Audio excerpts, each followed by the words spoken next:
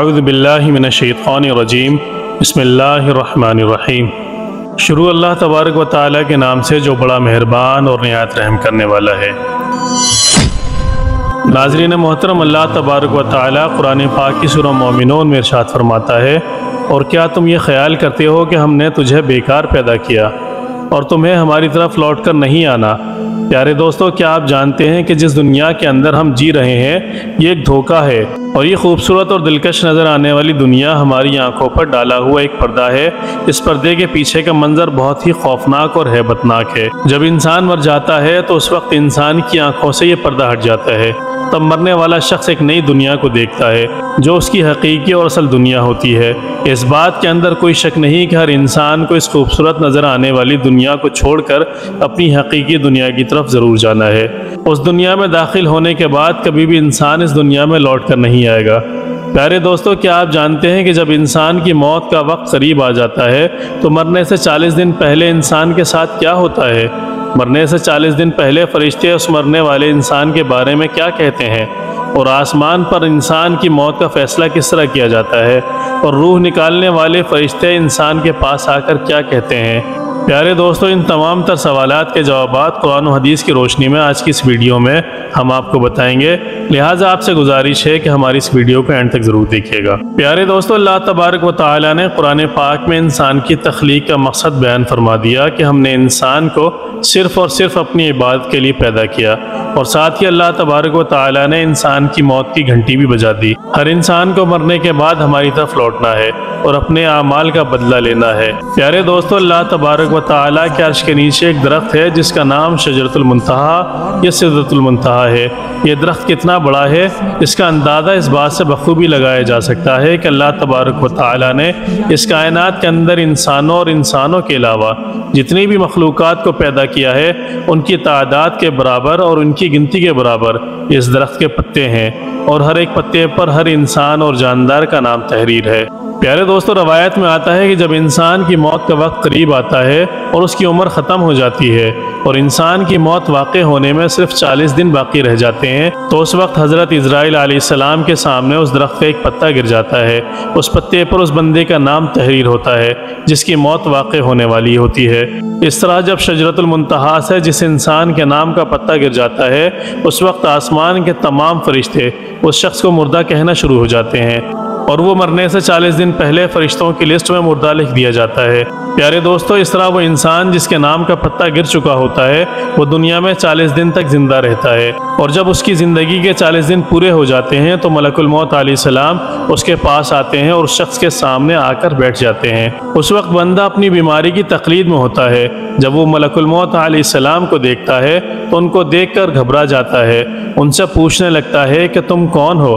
حضرت عزرائیل علیہ السلام کہتے ہیں کہ میں ملک الموت ہوں اور میں تمہاری روح قبض کرنے کے لیے آیا ہوں۔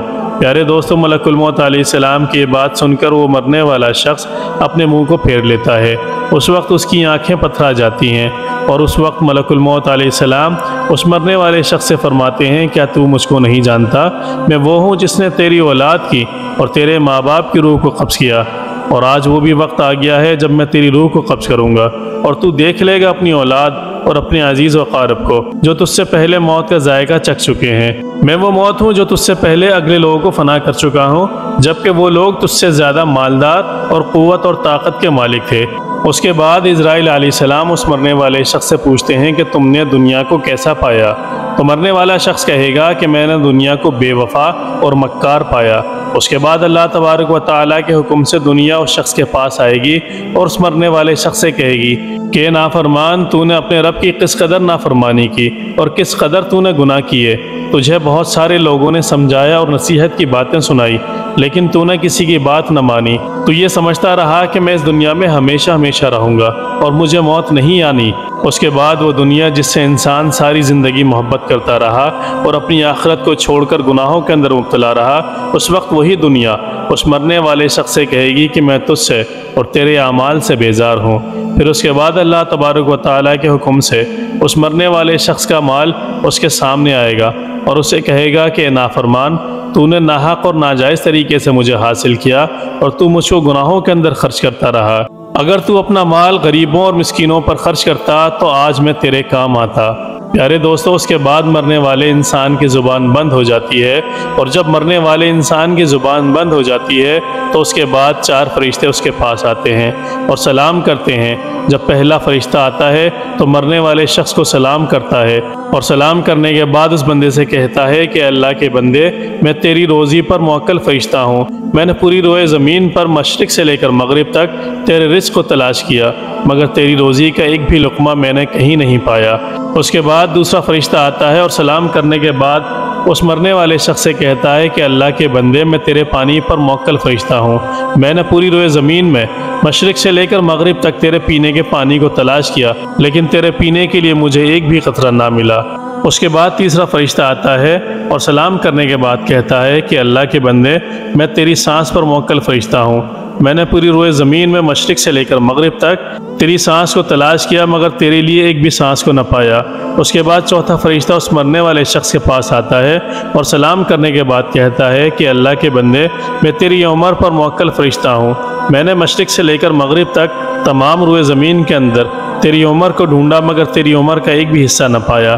اس کے بعد نامہ اعمال لکھنے والے 2 فرشتے اس مرنے والے شخص کے پاس آتے ہیں اور اس کو اس کا نامہ اعمال دکھاتے ہیں۔ جب مرنے والا شخص اپنے نامہ اعمال کو دیکھتا ہے تو اس وقت میت کی آنکھوں سے آنسو جاری ہو جاتے ہیں، اور وہ مرنے والا شخص اپنی دائیں بائیں دیکھنا شروع ہو جاتا ہے اور اپنا نامہ اعمال پڑھنے سے ڈرتا ہے۔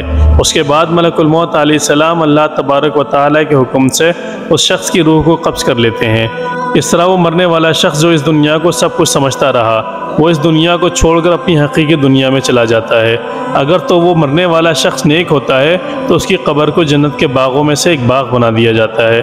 اگر مرنے والا شخص بدنیک ہو اور اللہ تبارک و تعالیٰ کا نافرمان ہو تو اس کی قبر کو جہنم کا گھڑا بنا دیا جاتا ہے۔ اللہ تبارک و تعالیٰ سے دعا ہے کہ اللہ تبارک و تعالیٰ ہمیں نیک اعمال کرنے کی توفیق عطا فرمائے اور حضور پاک صلی اللہ علیہ وسلم کی محبت کے اندر جینا مرنا نصیب فرمائے۔ پیارے دوستو، اگر آپ ایسی ہی اسلامک اور معلومات سے بھرپور ویڈیوز دیکھنا پسند کرتے ہیں تو ہمارا چینل اسلامک ڈیجیٹل ہب کو لازمی سبسکرائب کریں اور ساتھ میں لگے بیل آئیکن کو ضرور پریس کریں تاکہ مستقبل میں بھی آنے والی ویڈیوز کی نوٹیفیکیشن آپ کو بر وقت پہنچ سکیں۔ اجازت دیجیے، ملتے ہیں ایک نئی ویڈیو کے ساتھ۔ اللہ تبارک و تعالیٰ آپ کا اور ہم سب کا حامی و ناصر ہو۔ السلام علیکم ورحمۃ اللہ وبرکاتہ۔